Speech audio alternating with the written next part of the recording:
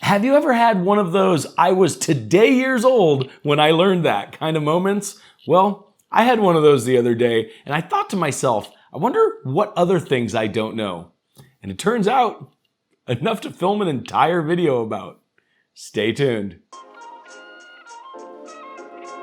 So, I was scrolling through Twitter the other day and I saw a tweet by Theo Joe. He was giving a tip that was so cool that I had to boot up a Windows 11 VM just to test it. Now, I'll get into what that tip was later because it was just way too cool not to cover. But it got me to thinking that if I didn't know about that after being a tech for 26 years, what else did I not know about? And it turns out a lot more than I thought. And that's what we're going to talk about today. But first, I got to pay some bills. So check out today's sponsor. Are you still running Windows 11 unactivated because the license just costs too much? Then you should check out today's sponsor, VIP SCD Key, where you can get a valid Windows 11 license for around $20. Stop dealing with that stupid watermark and actually be able to change your desktop background with a valid license for Windows 11. Just go to the link in the description below and pick up a valid Windows 11 license key. During checkout, use the code CYBERCPU for a 25% discount. Once you have your key, go to your activation settings in Windows 11 and click the link that says Change Product Key. Enter the product key you just purchased and hit Activate. Now you don't have to deal with that stupid watermark. And check out the description for deals on not just Windows, but Office too. Now, on with the video. So this isn't going to be your typical tips video. These are tips or shortcuts within Windows that are extremely obscure, but incredibly useful. Many of these tips that I'm going to show you today are going to considerably change your workflow in Windows. In fact, there's a few of them that I've actually thought in the past should be part of Windows. And it turns out they were all along. So it's going to take a minute to get through this list, so let's jump on the system and I'll show you what I'm talking about. Okay, so here we are in Windows 11, and the first thing that we're going to do is we're just going to go ahead and open up our command prompt right here. However, we're going to do it in a different way than we normally would, because normally you would go and you would click Run as Administrator in order to get an administrator command prompt. That's the way I typically do it, right? But if you just highlight the one that you want and then push Control, Shift, and Enter, it will automatically go to the administrator prompt. So you don't actually have to go over to Run as Administrator. Okay, so, and the next thing is gonna be, if we go like this, okay, we need to run some commands right here. So we're gonna run task, kit list, just to kind of get a task list. So this is all the tasks that are running on the computer. Now, there's might be a time where you need to highlight certain amounts of information without others. Like if I wanted just the image name and the PID. I don't want session name, session number, or memory usage. I just want the image name and the PID, and that's it. But if I try to highlight that, as you can see, it highlights the entire screen, okay? Well, there's a trick to this. If you hold down your Alt key, while dragging, you gotta push Alt first and then click on it and start dragging. Now, as you can see, instead of highlighting across, you're highlighting in more of a square. So what we're gonna do is I'm gonna go all the way down here and I'm gonna highlight all of our task names and our PIDs here. So we're gonna go all the way down to the bottom, just like this.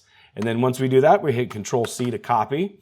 And then I'm gonna go ahead and open up Notepad right here, and then paste it in here. And as you can see, now you have your entire list exactly how you wanted it without all of the extra information. Now you can do this in any other app too. This isn't just something for command prompt. Now this doesn't work in Notepad, unfortunately, so I can't show you how to do it here, but it does work in Word and certain other programs. So it definitely comes in really handy. And then from there, we can go ahead and close this. We're gonna go back into our console here, and then I'm gonna go ahead and clear the screen. And then a lot of times if you're running a lot of different commands, like we're gonna go cd root, we're gonna go directory, we're gonna go cls, we're gonna essentially run a whole list of commands. Now everybody knows that if you push the up arrow, you can scroll back through the commands that you were running before. However, this is the tip that I got from Theo Joe the other day that I thought was really cool. If you hit F7, it just gives you the whole list of commands that you can go through.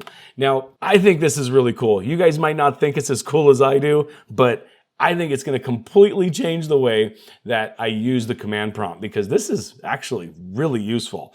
However, there might be certain circumstances where you don't want this list to categorize, or even you don't even want the up arrow. Maybe you have, I don't know, who knows? Like for instance, there could be a situation where you have a password. Like if I go net user rich 1234 space add, what it's going to do is it's going to add a user. However, if I hit F7, I have that password in plain text right in this thing. Now, if you want to clear that out, you could just close the command prompt. That's a good alternative to clear it out. However, if you also push Alt F7 and then hit F7 again, it's nothing.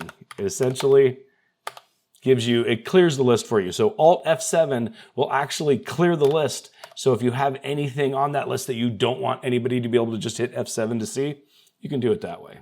So, did you guys learn anything new so far? A few of those, I'm actually kind of a little disappointed in myself that I didn't know, especially the F7 one. That one I'm going to use constantly moving forward.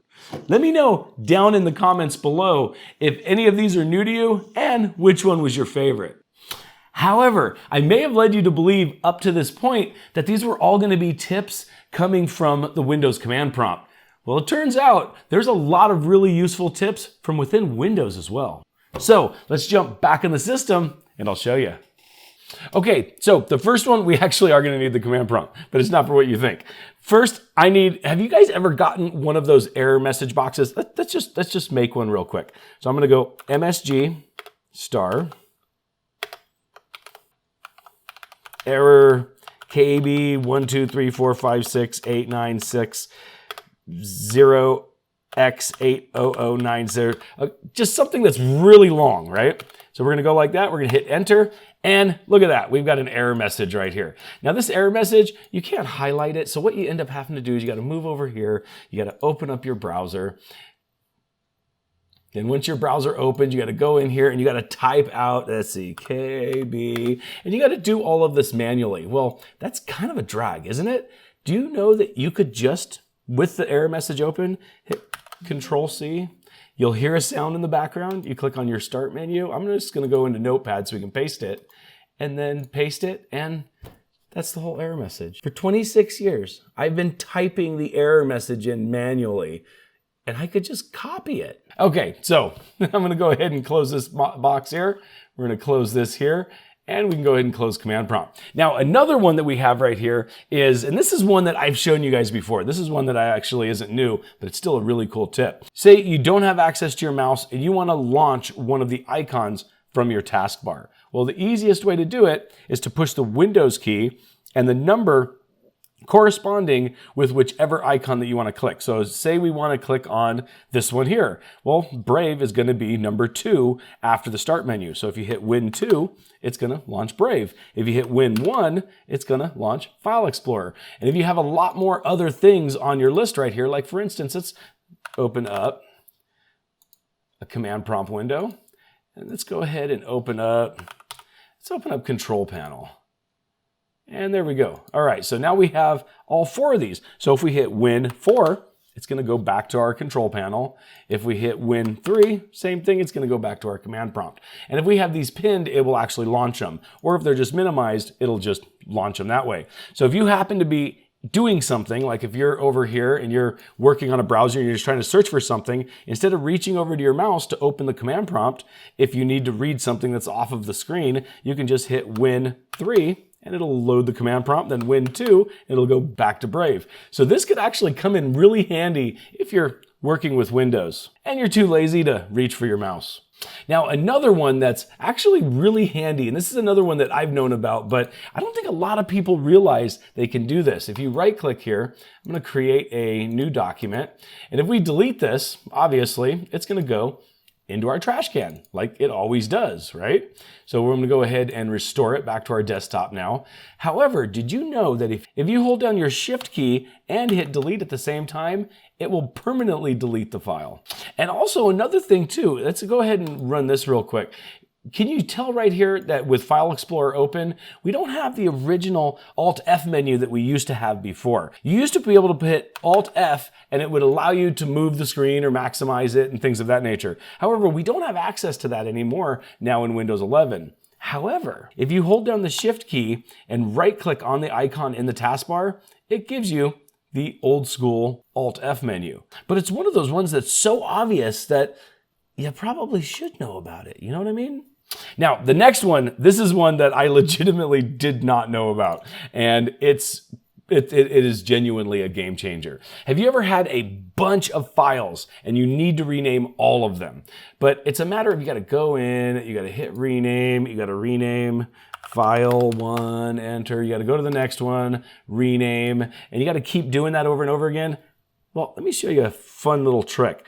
I'm going to go ahead and hit file 2 here. Now, instead of hitting enter, hit tab. Then it automatically goes to the next file. You can go file 3, tab, file 4, tab. Now, tell me that's not something that would have came in useful for you at some point in the past, because I know it came in useful for me. Now, finally, the next one that I want to show you right here is everybody knows about the show desktop link. So if you come down to the bottom right here and you click on this, it minimizes everything. And then you hit it again and it launches everything back to the way it was. Now, if you have a whole bunch of stuff open, let's go ahead and get some apps open right here. And say you don't want to move your mouse all the way to the bottom of the screen right here, but you want to have the same effect. Well, what you can do is you can just hit your Windows key and comma, and it makes everything disappear immediately. However, keep in mind that while you're doing this, you have to hold your Windows key, because as soon as you let up, everything comes back. So make sure, if you're using this for like a safe for work kind of button, make sure to hold that Windows key, because as soon as you let up on it, hopefully someone's not looking at your monitor that you don't want to look at your monitor. Because if that's the case, it might be better just to come over here and click right down on the right-hand corner, because then it stays gone until you click the button again. Now, don't you think those are some useful shortcuts? Many of these are going to come in really handy. Now, a few of them I already knew about, but I didn't know the full context of them until kind of playing around with making this video. Like some of them, like the right-click menu, that one's one that I should have actually known about, but you know, it is what it is. I always knew that would open the old context menu, but I never thought of using it on apps before to get the Alt-F menu. Now, the one that I think is the most useful here, aside from, you know, the F7 one we talked about before, which I think is absolutely the best one from the video, I do think that hitting tab instead of enter when you're renaming files is kind of a game changer. That one I'm definitely going to use moving forward. Let me know down in the comments below which one of these was your favorite, and let me know if I forgot any. Because it turns out there's a lot of stuff that I guess I didn't know about. Maybe we can find enough to make a whole nother video on the topic. But ultimately, it's not uncommon to use something for years and not know every aspect of it. I learn new things on Windows all the time. That's pretty much where the phrase, "I was today years old when I learned that" came from in the first place. However, a few of these things I learned from this video I should have already known about. But sometimes when you spend a long time following a specific process, you don't learn all of the intricate ways that can make your process more efficient. And hopefully I did that for some of you guys today. But with that said, there are lots of shortcuts in Windows. In fact, it might surprise you how many there actually are. I highly recommend you check out this video right here, where I show you how to practically use your computer without a mouse at all, from just keyboard shortcuts alone. That comes in really handy when you need it. But as always, you guys have a great day.